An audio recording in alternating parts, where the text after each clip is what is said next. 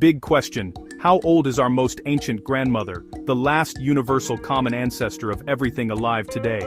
I'm talking about LUCA, the cell whose descendants became bacteria, archaea, mushrooms, oaks, whales, and us. We know LUCA existed because every living thing shares the same core biochemistry.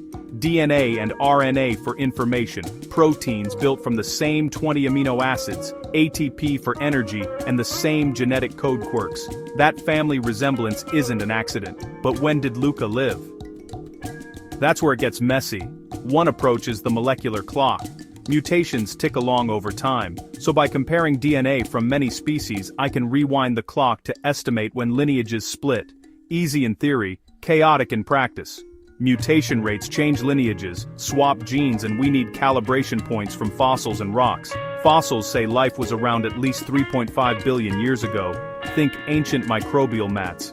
Zircon crystals hint that liquid water existed by 4.3 to 4.4 billion years, meaning Earth cooled fast enough for life to have a chance. But there was also the late heavy bombardment, a fiery period that may have reset the planet's surface. Did life survive it?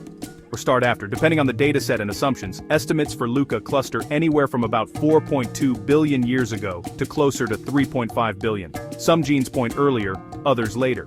And LUCA wasn't the first life, just the last common branch, before everything split into the domains we know. Where did LUCA live? Clues in its genes suggest a world rich in hydrogen metals and CO2, maybe deep-sea hydrothermal vents, where chemistry can power metabolism. Or perhaps shallow, sunlit pools that cycle wet and dry, favoring the first polymers.